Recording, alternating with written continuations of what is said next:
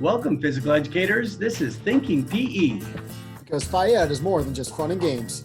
I'm Stacy Nelson, And I'm Jamie Studnicka. and it's our goal to dig deeper beyond the activities that make your class awesome. So buckle up and join us on this journey. Well, welcome to Thinking PE's presentation of what makes great teaching great. Jamie, you know what I'm thinking? I would love to know what you're thinking. Jamie, I was thinking, how did we get here? I'll tell you how we got here. We taught in the same district, for a number of years, and we're just two guys that absolutely enjoy it and spend our days thinking about PE, thinking about Phi Ed. Yeah, and we were up in St. Francis, Minnesota, a little town. It's about an hour north of the Twin Cities there, like I said, in Minnesota. And I'm still there. I taught health there for about 17 or 18 years, and then they moved me to the elementary Phi Ed for the last several years. And then a few years back, you ended up making a move elsewhere. Yeah, I taught up in St. Francis with you for 13 years. And then, it was time for a change. I was living in Chanhassen, which makes it about an hour and 15-minute commute. And so I took a position down in Eastern Carver County Schools in elementary Phi Ed. And but we've still stayed connected with this concept of thinking PE. And so really, it all started on committee work that we did. Yeah, we call them PLCs. I don't know if that's pretty well known in Minnesota as far as the acronym for professional learning community. But yeah, it was. I think you've called it in the past. It was like a true PLC. It really worked. It really was fantastic. The group that we had together really did I think a nice job of working together and accomplishing the goals of basically restructuring all three elementary buildings PE curriculum over the course of a couple of years. Yeah, and through that process, and it was a long process, but through that process, we identified essential learning benchmarks, on the Minnesota standards, and then developed common assessments to accurately and consistently assess those standards. And then we use that data to drive future curriculum. And it truly was a PLC model. This is where it got, the concept of thinking PE started, and it just took off. And before you know it, we're gathering information. We've interviewed and talked with four state teacher of the years, one Shape America teacher of the year, PE teachers from around the world, professors who wrote the Minnesota State Phi Ed standards, numerous teachers on different state Phi Ed organizations from around the nation. Our own Minnesota MinShape president to discuss the future of Phi Ed, and then also authors from that write Phi Ed books. So I mean, it's been an extensive list of people we've discussed with, and now we've been downloaded in 50 states and 46 countries. So it kind of took off on me. It just feels like we just started kind of for our own sake of learning, and then feel like, okay, we need to give back to this community that we've gained so much from the PE community. And like you said, over 50 states, 46 countries, we're scratching an itch of some sort. We don't fully understand it, nor do we have to claim to be the experts on it. And so we bring that to you in this presentation, saying that this isn't just our information. So one thing when I attend a conference or a seminar, one of the first things I want to know is, what am I going to get out of this? What am I going to get out of the next 45 minutes? Yeah, I think it's a fabulous question to ask. And here would be my answer to people that ask that. It's, we've dug deep beyond the fun and games into why and how great teachers teach. We are about to summarize in the next 45 minutes what we've learned from connecting with well over 200 PE professionals from around the world. Yeah, and these professionals are teachers, college professors, Department of Education people. And ironically, it all started with a little survey that we sent out, hoping to get a response. Hoping to get a response past our 2 responses. And it actually kind of exploded from there and gave us a lot of great information. Yeah, and it started from kind of a pressure I felt when I hear about these new things. I got into Twitter, and there's these new ideas that come down the pipe, and you want to add them to your class. And at some point, you got to prioritize what to put in your class and what you're not going to add. And so here's the question we put out. We just put out a 1-question survey to the PE professional community, and it says, with the new trends in PE, but the same old time restraints, the new stuff is going to have to replace some of the old. So how do you prioritize what to include in your PE classroom? And then we gave a list of, I think it was 10 different options, and we asked them to just prioritize 6. So they had to pick 4 that they had to drop off the list. And this isn't easy. I mean, as you hear these, try to think for yourself, which ones would you, they're all important. Which ones would you drop off and how would you prioritize them? That's exactly right. 4 of them had to go. And that was the key thing. You had to prioritize.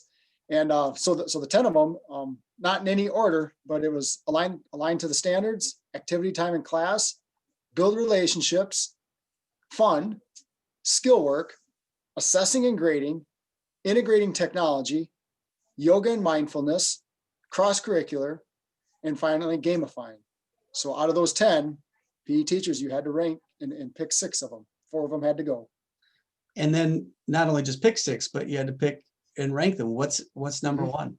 What was number 2? And it was super interesting. And boy, we've done a full podcast on this if you ever want to go back and listen. But there's just so much you can gain from this information. And it was fun to look at what people chose. It was also interesting to see what people didn't choose. And I think there was 8 out of the 10 that at least one person or more picked as the top priority. So 8 different things. It was kind of a wide variety of what at least some people felt was the most important. But there were some overall trends that stood out in a big way. And the first one was that building relationships stood out as number 1. It was ranked extremely high. In fact, 75% of the people that responded ranked it in their top 3. And that seemed to resonate whether it was pre-COVID or post-COVID. That building relationships seems to be a key priority to educators. Yeah. And a close second was the making sure kids are active in class. And I think that fits to the heart of PE teachers. We don't want kids to come in and sit around and listen to us badger the whole time. We want to get our instructions done quickly. And so they plan their curriculum around being active, not around lecturing. And that one as well was ranked, 75% ranked that in their top 3. But interesting enough, with activity time in class, 15% didn't. Yeah, didn't rank that, and that was fascinating to think back. And it's not to question somebody, but again, we get into the why, and Yeah. That's interesting. Why would somebody not rank activity time as an important part of class? And some of the conversations that came out is activity time is a byproduct. If I'm doing this, and this, if I'm doing A, B, and C, the kids will naturally be active in participating in the games. So they were ranking other things higher, just using the activity time as almost a gimme. Yeah. And some of it comes down to they ranked it not in the top 6 because the other 6 things are so important. It depends on what you're looking at. That's the important part to remember in all this is they all, I mean, as you heard that list, it was hard to cut things out. And I think you explained that well, how some people just are like, duh, they're going to be active if I'm doing these other things. I don't need to rank that high at all. So I like to do that. And one comment from activity time that I found, just using pedometers in class that measure activity, where MVPA, activity time, and steps. And what I found very interesting, Shape America says at least 50% of your class time the kids should be in that MVPA. They should be getting vigorous activity. And it was actually how difficult that can be. And being a little bit vulnerable here is when you put those pedometers on a class and play games like tag and you think the kids are really, really active, how many kids actually aren't active, and how you have to really think about how you're structuring your tag game, or how you're structuring your soccer game, or how you're structuring a different activity to ensure that kids are getting the maximum amount of activity, and specifically vigorous activity. Yeah. Another note from that was relay races. I think we put the kids in relay races. Well, if you partner kids up, you immediately cut their activity in half. Yep. If you put them in a group of 3, you've cut that activity in a third. And it just, so, going past beyond the fun and games, the activities, getting into the thought process is fascinating. How when you actually put the pedometers on, how you really had to think through how you're going to get your kids the activity. Yeah. And then you have data in front of you to decide, is it worth doing those things and making a change to, you could make an easy change from 4 to a group to 2 to a group, and all of a sudden you've doubled their activity. But you've got the data right there in front of you to help you make those decisions. And I would even say sometimes you have to, what's your goal? What are you trying to teach in that moment? And relay races aren't a bad thing, Right. especially in kindergarten when you're teaching taking turns. And you put them in a group of 3 where they have to, it puts them in a position to take turns, and that's a learning skill as well. So it comes down to what's your goal for that day. Yeah. And then there's other creative teachers that when the student isn't on the, let's say it's a scooter relay, then the student's not on the scooter, they're doing a different activity. They're practicing their jumping jacks. And then when they switch, so they are active the whole time. Mm-hmm. And so there's that piece of the why. What are you really trying to accomplish? Is if you're just a student teacher observing, you don't know all the thought process that teacher went and did in the behind the scenes, and the prep that they've done with the students on how to get into groups and all those different things ahead of time. So that's the fun part to ask. It's one thing to do a survey like this and get this general information. It's a whole nother thing then to get the behind the scenes and really ask and draw out those answers. So they're kind of tied for 3 and 4, depending how you looked at it here, but it was aligning to the standards and fun. We're pretty consistent in that 3rd and 4th spot. And I found that fascinating. Yeah, it was, because I thought, and you thought when we put this survey up, that fun would be by far and away number 1. Mm-hmm. And then the others would fall into place. And the first few surveys we got in, it actually was. And probably because yours and my survey was, answers were on there.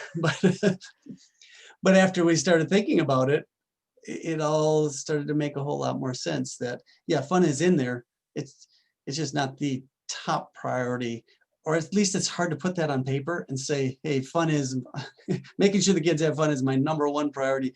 It's just hard to put that down, even if secretly maybe mine is. I still want those kids to have fun.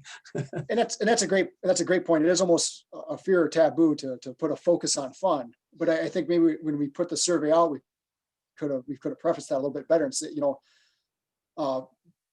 the idea of that is, it is our job to develop activities that meet standards and assess while kids are still having fun. And that's a challenge. It goes into the thinking PE. How am I going to assess these kids on throwing, making sure that they're still having fun do it? They're still being engaged in an activity or something, rather than just stepping off to the side one at a time and assessing how can we put that in a framework where the kids are having fun, so that they have that passion for movement.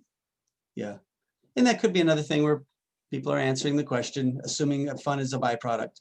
If you design really quality lessons that are active, engaging, the kids are going to have fun. I don't need to mark that as a priority. It's just going to happen. It's possible that was the scenario with a lot of people there too. So let's kind of switch gears here for a second, and because this was sent out, we sent one out pre-COVID, and then we sent one out post-COVID. And ironically, pre-COVID, integrating technology was down on the bottom. In fact, 83% of the people that responded did not even put it in their top 6. Integrating technology was so far by and away down on the bottom. And then post-COVID comes along, and how things have changed.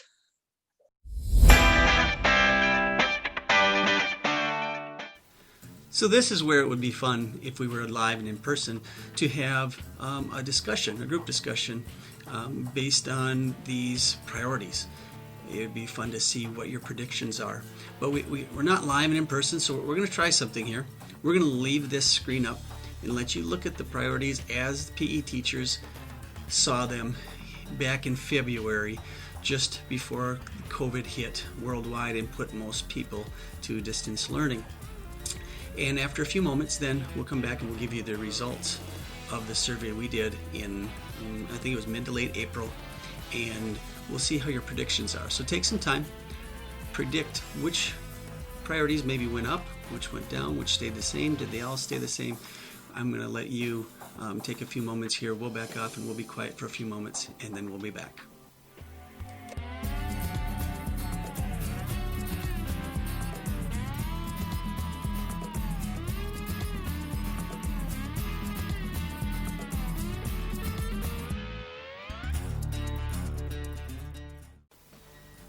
I hope that was enough time for you to make some predictions and to kind of get a good feel for what the questions were.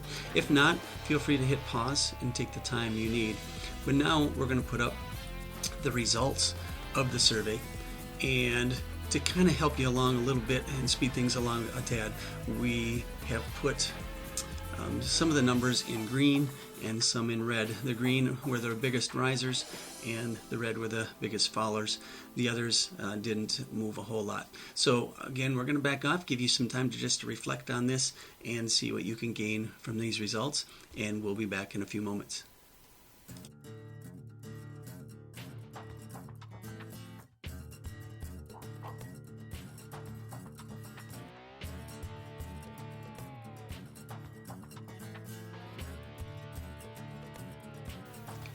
I'm not sure what you gained from looking at those and from making the predictions, and anything surprise you, or maybe everything was as you predicted.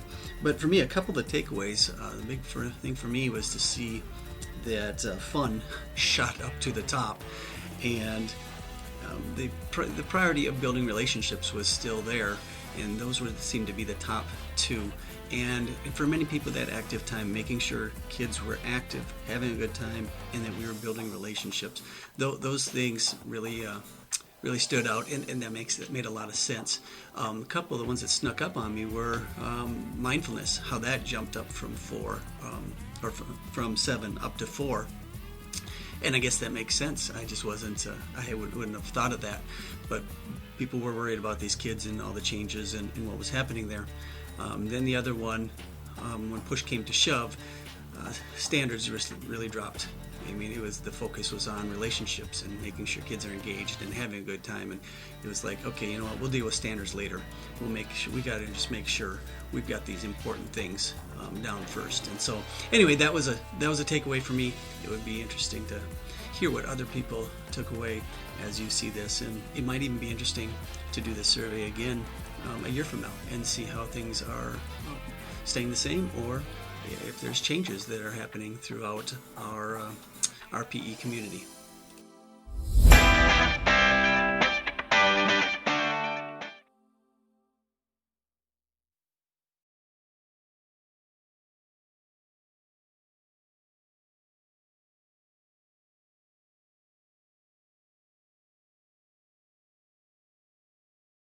Just look back at the distance learning last year when COVID first hit, and how are we going to do physical education in a distance learning setting? How can it be done? And just look at all the skills that we developed to reach kids at home. And we've always wanted to extend our influence past the walls of our gym. And now we've gained so many skills and knowledge to do that. And that's, I think that's so important that as things are changing, we're changing with it. Yeah.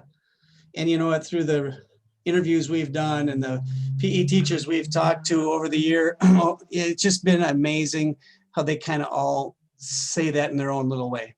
They all kind of tell us that, yeah, change is going to happen, but they embrace it. And we're going to take this on, and it opens up new doors. You know, now with all this technology, we've all been forced to learn.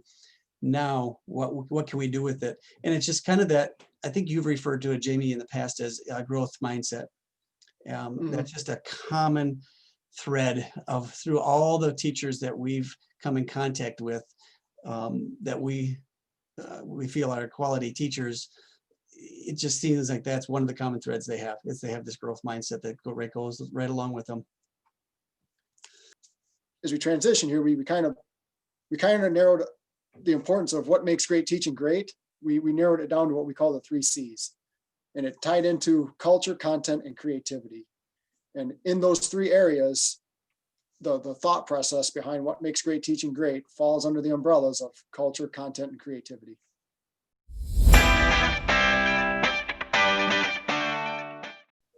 Hey, Stacy, in the 3 C's, we have culture, we have content, we have creativity. Let's take a look at each of those areas and just start with culture and define what classroom culture is, and make the distinction between classroom culture and classroom management. No, I like that. And we had interviewed Dr. Christy Malley. She's a professor down at Winona State University. And when we interviewed her, her definition of this just really resonated with both of us.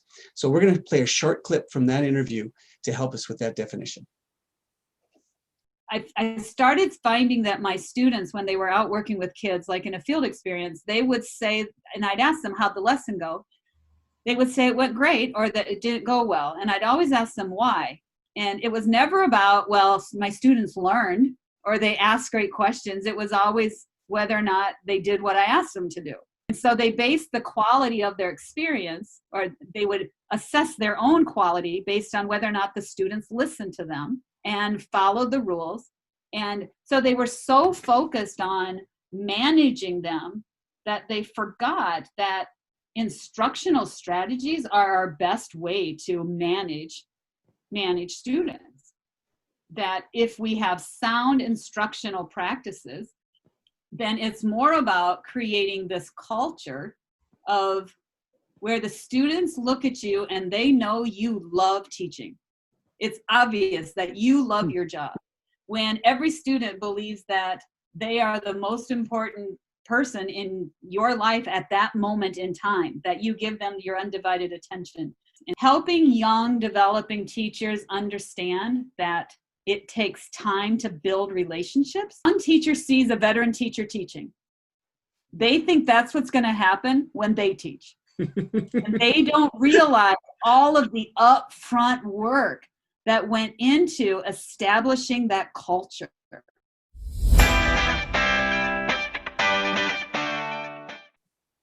What we really learned from Dr. Malley was that management is just a small piece of the culture. That management is just managing those students, and the classroom culture is the overall environment that we're trying to create in our gyms. And, right there at the end, when she talked about that takes a long time, that it takes a deliberate approach, and it just doesn't happen overnight. Yeah, we've mentioned that in our podcast. We kind of discovered that a culture will develop. When you have a group of people, a culture develops. The question is, are you going to be purposeful in making sure that culture is what you want it to be, or is it just going to happen? And you've made a great point in a couple of the podcasts that, don't tell me what your culture is in your classroom. Mm-hmm. Let me watch your classroom for 10 minutes and I'll tell you what your culture is. Yeah. And I think that's an important piece too, that your culture is very relevant, very, very, very present.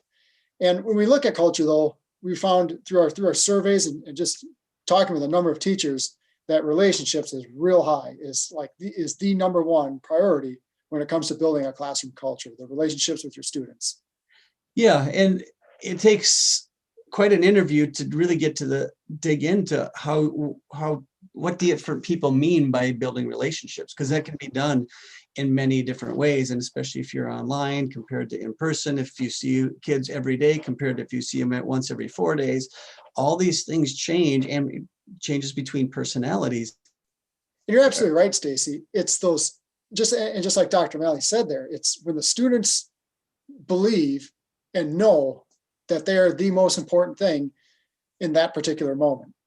And that's when you've developed the relationships and you've developed that culture in your gym. I have 650 students. If I'm realistic, I can talk about building relationships all the time, but I'm never going to have a personal one-on-one relationship where I know their parents, I know their dog's name and their cat's name, but we can still create that atmosphere where they're still feeling they know I love teaching. They can't wait to be around me, and I can't wait to be around them. It's kind of like, I guess I think of Mr. Rogers, Captain Kangaroo. When you and I grew up with those guys, if we were ever asked, does Mr. Rogers care about you? There's just no question. Yeah, and that's a key point. I mean, let's say he had, 2, 3, 4, 5 million viewers, and each one of those kids believed that Fred Rogers cared about them. Yeah. And he truly, but he did care about, he cared about kids. He cared about doing his best. He cared about helping children. And as teachers, I think we are absolutely the same way. We have 650 kids, and when they walk through the hall, we see them in the lunchroom, we see them at recess, we see them as they get off the buses, when we see them in our gym, when we truly care and show that we care, that's when we develop that relationship with those students. Yeah, that's interesting. You just popped something in my head there where I'm thinking when I'm in the hallway or on bus duty and I'm giving them the wave or the thumbs up or a little extra energy when I see them, I'm just walking with a straight face and all of a sudden they say, "Hey, Mr. Nelson," when they see me and they smile and they say hi, and then I get extra energy and give them a thumbs up or a fist bump, or that's actually building a culture in my classroom, even though I'm doing it in the hallway out at the bus. I don't know, it's just stirred something in me when you mentioned that. Those split-second interactions, those are so important, because that right there, that's either creating a positive culture, and in the same way, if you ignore those microseconds, you can also create that negative culture. So, and going back to our survey, we identified building relationships as the number one priority. It was overwhelmingly number one. And even in the virtual setting, we went a post-COVID survey, the importance of relationships was right there, number one again. And I found that fascinating, how difficult it was. Now we have to create this culture or build these relationships in a virtual setting. And early in one of our podcasts, we interviewed 2012 MenShape Teacher of the Year, Joe McCarthy. And early on in the COVID pandemic, he talked about the importance of connection over content. And that was the idea of building relationships in a virtual setting, and the importance of building relationships over the content of the curriculum that we're trying to teach. And it really resonated with us on that importance of connection over content. Connection over content. Kids want to see our face. They need to see our face. They want to see their friend's face. And right now, we're missing that human connection, that human interaction. Mm-hmm. And our friends can't see each other right now. They can't be at school. They can't be hanging out at parks. Same with adults. Adults need interaction too, and we're not getting that. True.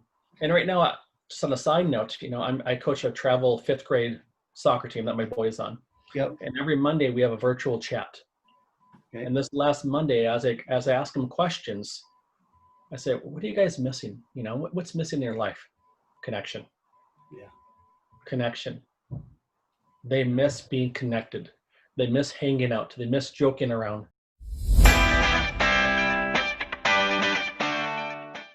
So Joe McCarthy really hit the nail on the head with connection over content, and specifically the kids thriving for that interaction with their teacher and interaction with the students themselves, and the importance of those connections that we're making. And we can use those connections then to in turn develop the students' social emotional learning, the social emotional needs, the SEL. Yeah, he just seemed very aware of the students' social and emotional needs, just that they brought that up right from the beginning. And I think that's just going to be a bigger thing going forward. There's this push, not just in physical education, but all across the platforms of education. And PE is just positioned well for that. Jamie, I'd like to take a minute and have you describe a little bit about what you've been doing, because you've really taken this to a serious level in your gym, and you've been wanting to really, as part of your culture, really pull in on this SEL. Would you mind just taking a minute or two and just explain where you've been focusing on SEL in your classroom? In MenShape, on the MenShape website and on the Shape America website, they have great resources for social emotional learning, and specifically what that is. And it's ingrained in what we teach. It may not be defined specifically, but it's in everything we do.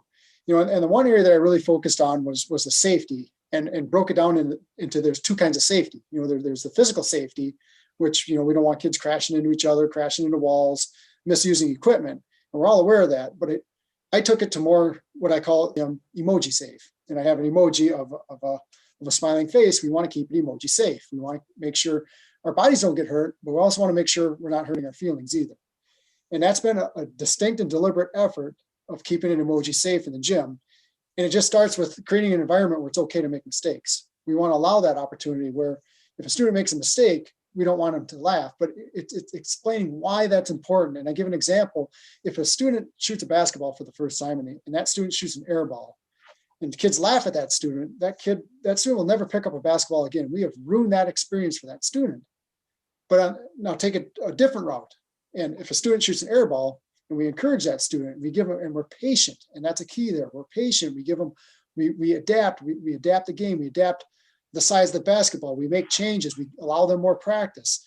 We allow them to keep trying. And then when they finally make that basket and we celebrate with them, think of the environment that we just created. Yeah. Now kids feel empowered. Now they feel that it's okay to make mistakes. And that's when they're willing to try new things. That's fabulous. I love that whole approach. And I love the creativity of the emoji safe too. So, and where that came from again, we talk about culture in our classroom. Well, there's a culture in our community too, in our professional community, our Phi Ed community. And that's an idea. I actually took that idea from a classroom teacher. She uses a lot of emojis in her classroom, and that's where that idea came from. But it just led to the importance of being a part of a professional culture. And it all starts with great people. Yeah. And we had interviewed another board member from the men's shape, Sean Reither, and in the podcast with him, a good chunk of it, we were talking about that, surrounding yourself with good people. And he was specifically referring to some people in his life that were physical educators that led him to where he is at. And it's just super important that we hang around the right people, even professionally. And to me, that's that growth mindset of embracing change, embracing challenges as opportunities. Yeah. And it does take an approach, and surround yourself with people that are like-minded individuals, and it just creates that professional culture. And we had a great opportunity to interview our 2020 Men's Shape Teacher of the Year, Randy Spring, not too long ago, and he really talked about that growth mindset as we were approaching this whole new school year, and there's a lot of uncertainties, and it was awesome to hear from him. I'm content with my philosophies as a teacher in general, not my methodology, to be able to tackle whatever's going to come for us. Yep. The reason I love being an educator and a physical educator in general is the fact that I get to be flexible. I get to be creative. I get to adjust on the fly. I get to think of things that nobody else might think about, just to engage my students and keep them safe as much as possible. And to me, just those thoughts or ideas going into the fall makes me really excited. So what makes great teachers great? It's that purposeful culture, that culture in their classroom and the professional culture that they're a part of. And Randy Spring really highlighted the importance of having a growth mindset and a professional culture. Yeah, and there's a couple other things that we've learned from other interviews throughout the year here. One thing that came up quite a bit was we found that great teachers are reflective. They're reflecting, and especially in this time and place right now where a lot of what we're doing is uncharted waters. We've never done some of these before. You've got situations where you might have 5 kids in a classroom. You've never had that before. You might have a situation where you're teaching online and in person. We got all sorts of things going on. If we're not reflective and learning every day from yourself and what went well, what didn't, it just doesn't move you forward like it needs to. And that's a great point, that reflective piece, because, one of the fun questions we asked in almost every one of our podcasts was, tell us something you learned the hard way. It was just fascinating to listen to great teachers acknowledge all the mistakes that they've made. And none of us are perfect. Yeah. But it's that growth mindset. It's that willingness to try things and then being reflective about what could have I done better. Not that, go back to Dr. Malley, the management piece, and right. What did the kids do wrong? No, right. What instructional strategies could have I done better? How could have I explained that differently? And it was that reflective piece that really resonated to all the great teachers that we interviewed. Yeah. Then there's one last piece we want to put under this heading of the professional culture. And that is this collaboration, the willingness to get outside of yourself, the willingness to not only be humble enough to ask, but be humble enough to share what you've learned. And Jamie and I kind of led off this whole deal here with this idea of we met around this PLC and collaborated. And that's what sparked for us not only a friendship, but a continuing growth in our professional lives. Now, we talked about the 3 C's. We've got culture, we got content, and we got creativity. Let's look deeper into the world of the professional content. So what makes great teaching great when it comes to content? Number 1, it's knowing your why. Number 2, communicate it clearly. And number 3, analyze data to drive your curriculum. Now, Justin Black is a Teacher of the Year back in 2012 down in New Mexico. And on several of our podcasts where he's visited, he has mentioned the idea of knowing your why. And this is a big deal for these teachers we found that we interview, is they don't just randomly pick things to do. It all fits into some type of a framework, which most of them attribute to the standards. And by having the standards there, it allows them to know exactly why they're teaching a certain unit. It helps them determine why they would use one game over another, or why they would eliminate a different game, why they would choose to have students line up in this way or another way. It just it creates a good framework, having those standards there for them to know their why. Yeah, and we've been very fortunate to have the opportunity to talk to 3 members of the committee that wrote the Minnesota Physical Education Standards. And they really are that framework to ensure, an age-appropriate, a positive age-appropriate experience for the students.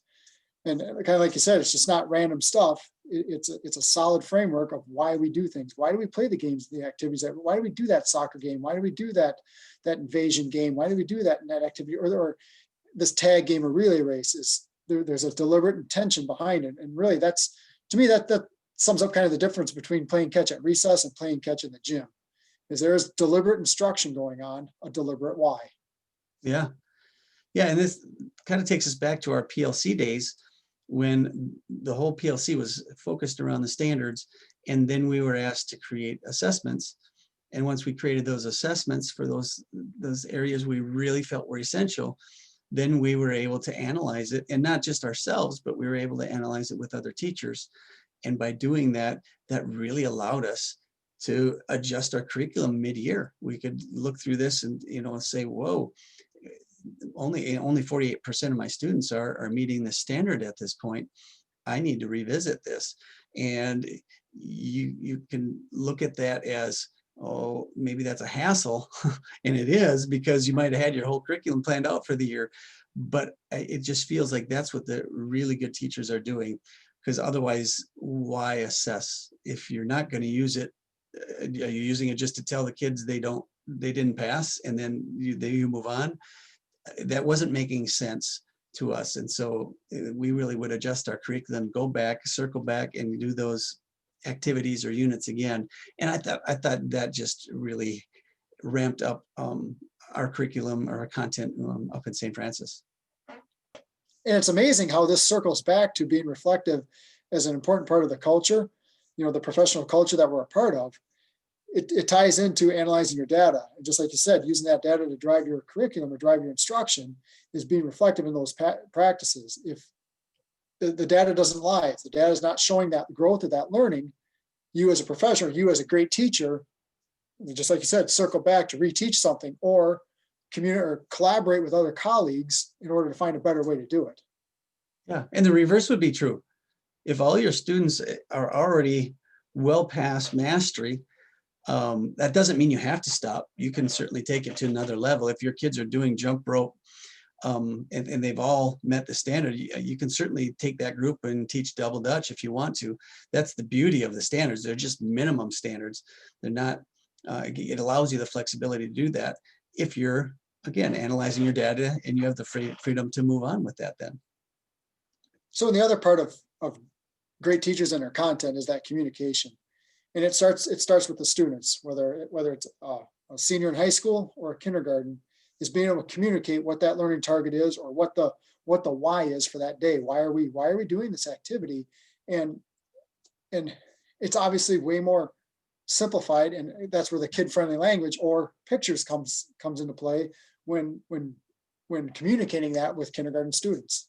Yeah, absolutely. And the teacher, like you said, has a deeper understanding of how that fits in the curriculum, how it fits in the standards and all of that. But to be able to effectively communicate the why to the kids so they're more engaged is super important. You know, a simple example, you know, take a tag game where one of the standards is moving in space safely at the kindergarten level. And it's just expressing to kindergartners, you know, what we're learning with this tag game is we're learning how to move safely, learning how not to crash into each other. And it's a simple connection to why, one of the reasons why we're playing this tag game. You know, whose heart's beating fast? Hey, we're getting great exercise. That's a why. You know, and take that up to your high school level or your strength classes. You know, why are we learning these? Why are we learning these lifts? What lifts work certain muscle groups, and why is that important? And it just ties everything together. Absolutely. Now, I would like to touch on a little bit of this, what I would call anxiety around the standards, and especially in Minnesota now with the standards, you know, by year 2021 and having to be fully embedded in your content. We did get a chance to interview these people that wrote the standards. And after talking to them, to be honest, I was much more relaxed about the standards than I was leading up to it.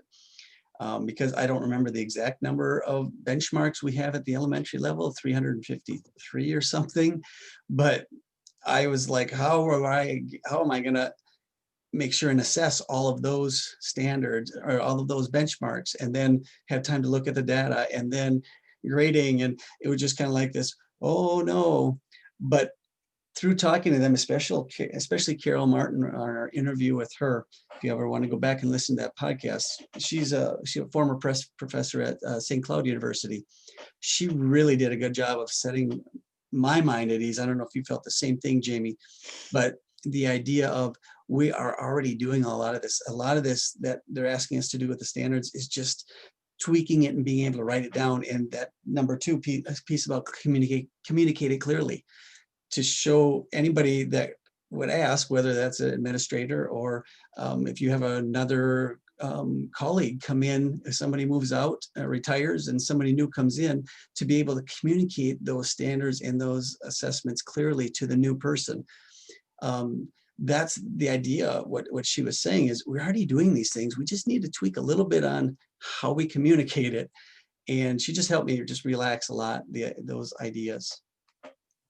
So going back to what makes great teachers great, and it's the culture, it's the content, and it's the creativity. And bringing it full circle here to chat about the creativity and tying that to what separates great teachers is they're able to take those standards that we're just talking about and find creative ways for students to have fun learning them. And that's the hallmark of a great teacher.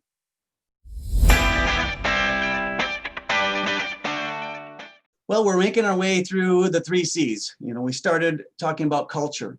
Then we just talked about adding content. And now we're getting to and going to go spend some time talking about creativity. This is where you add the fun, you add your resourcefulness, and you're really looking for adding a student engagement. And a great creative mind that we had an opportunity to talk to was Mike Giannicola out on the East Coast, and he's the author of Phys at Depot, a website. He has a lot of great resources on there, which we'll get to. But you know, one thing that he really embraced was this concept of gamification, which is, you know, creating different challenges within the same skill or same activity to really increase student engagement. Stacy, you've really embraced this idea of gamification and brought it into your gym. You want to chat with us a little bit about that? Yeah, I would like to share a little bit, because I love the concept when he was bringing this up of it's a simple concept, or it can be extremely in-depth. And at its simplest level, let's just take, for example, jump rope. At its simplest level, it's just creating that next level for the students. Say, okay, if you can do 2, we're gonna call you a beginner. But if you can do 3 or 4 jumps in a row, we're gonna call you an intermediate, or pick a name. You be more creative than that even. But when you get to 5 or 8, now you've reached the ninja level. And it's just that the kids always have the next thing to look forward to. And in games, in video games and that type of thing, that's the idea. The other portion, which you can get more in depth in, is the idea of unlocking, holding something back, and say in jump rope, say, all right, until you can do 5 in a row with a single rope, you can't do the long ropes. Well, your intention is to have them all doing the long ropes, but by telling them they can't do it until they've done 5 in a row of the regular jumps, or pick whatever you want to do, you're holding that back. And by doing 5 in a row, showing you that they can do it, now they've unlocked this new thing that you wanted to get them to anyway. And that just creates that huge level of engagement that really just blossoms in your classroom, and it really adds a lot of fun and a huge element to it. So, and another part of that, the gamification, if you go right on his website, which is physeddepot.com, Yeah. if you go right on his website and go to gamification, he's got different examples. And the jump rope example that he used, he was in the Army. Yeah. So he used a rank structure where, you start out as a private, and then you're a lance corporal or a sergeant, and all the way down to a general. And that's how he created his levels. And Yep. you could use, superheroes. But the other part of it that we talked to him about was the idea of his self-guided progressions. Yeah. And these are rubrics that he created, or challenges that he created, that allow students to move through a certain rubric or move laterally across the standards, Yeah. so that they can progress on a standard at their own pace. And there's some great examples on his website there of any skill imaginable about these self-guided progressions.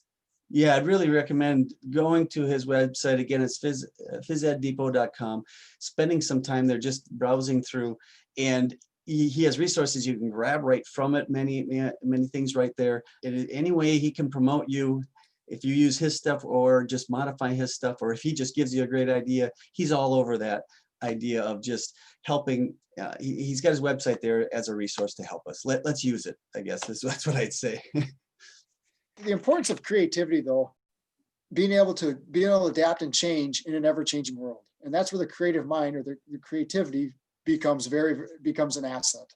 Yeah, that's very true. And again, not only Mike Giudicola, but it just emphasizes things like Twitter and Facebook and other social media. There's places where our professional PE community people are generous and they're willing to put things out there.